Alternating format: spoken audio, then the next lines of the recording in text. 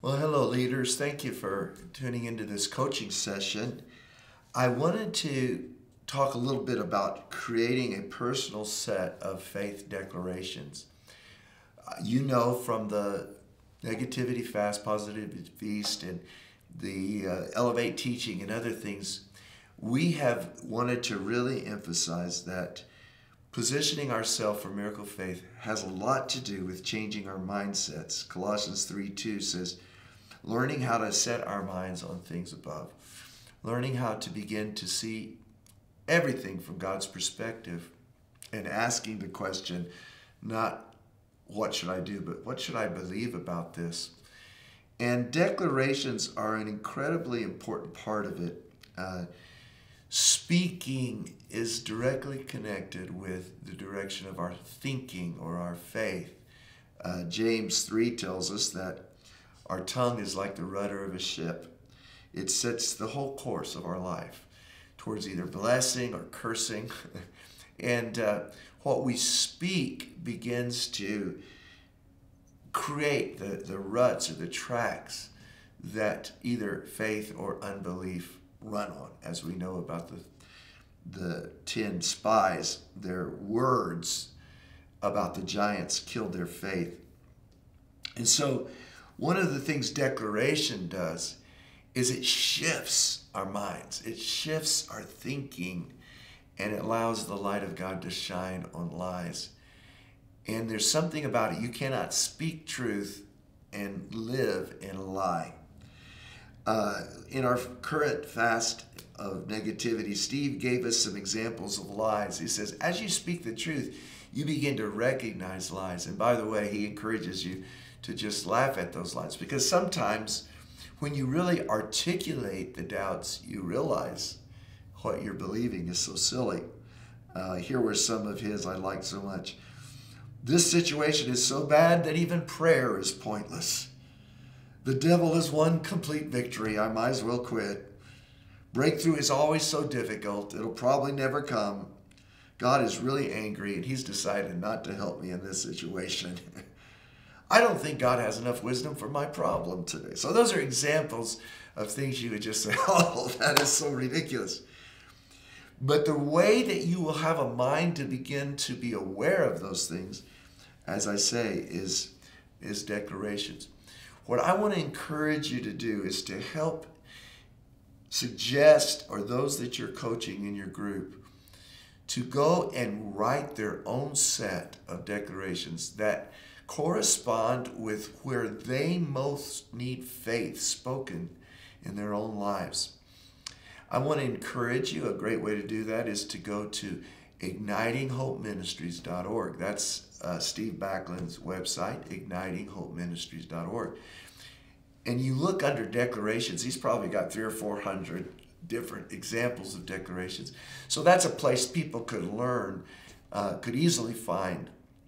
I just did this, and I'm just going to read. What I want you to see from these. These are areas where, as I have reflected, I most need to declare truth. And they relate very much to my beliefs assessment. Again, if people haven't taken that belief assessment, that's something we made available as a tool.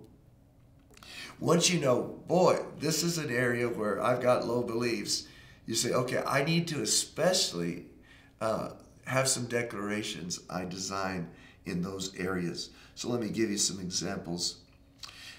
Because I had a low area in terms of feeling worthy sometimes, I said, because I am righteous in Christ, no matter how many times I fall, I will rise again. When failure happens, I will own my mistakes, receive grace, take note of what I learned, put it in God's hands, and forget about it. I'm a person who keeps moving towards the future. There are always many solutions to the problems that I need wisdom for. I have wisdom to choose the best one. I am a powerful problem solver because that's what I do all day long. And I often struggle like I'm making a bad decision. Again, 1 Corinthians 10:13, even when I don't know the way, God's making a way. No matter how many closed doors I see, God will open a door. Number 4, My prayers are not a last resort. They're a first response. They're nuclear power. They are effectual and fervent. I don't let shame take over me and tell me I'm not enough. I boast in my weakness because God's grace is sufficient for me. I am not striving and exhausted because his yoke is easy. I'm not a pauper, I'm a partner, and God is doing this with me. Therefore, I will be refreshed and renewed.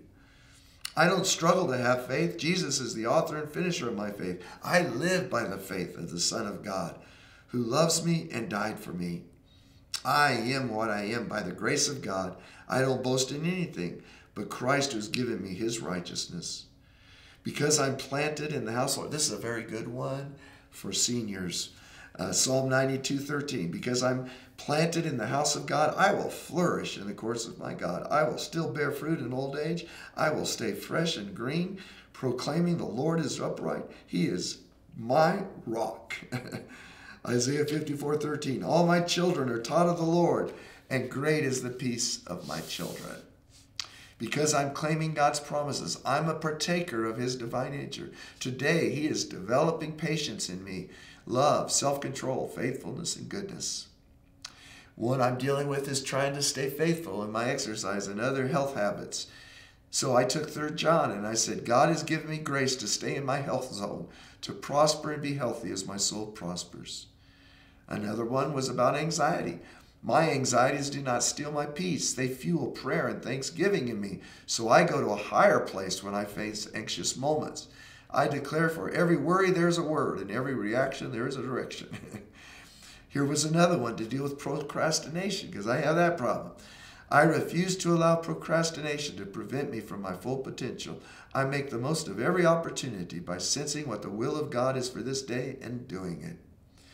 Decision making. I am a powerful decision maker because the Lord is here to give me wisdom. I refuse to be double-minded or wishy-washy. I make my decisions by faith. James 1:5-6. And then finally, hearing the voice of God. Because I'm his, I hear his voice. He is leading me in the paths of righteousness for his name's sake. Certainly, you can use any of mine. They're there as a tool in this lesson. But think about it and coach people in developing their declarations, and you will help them go a long way to seeing miracles in their life. Thank you so much.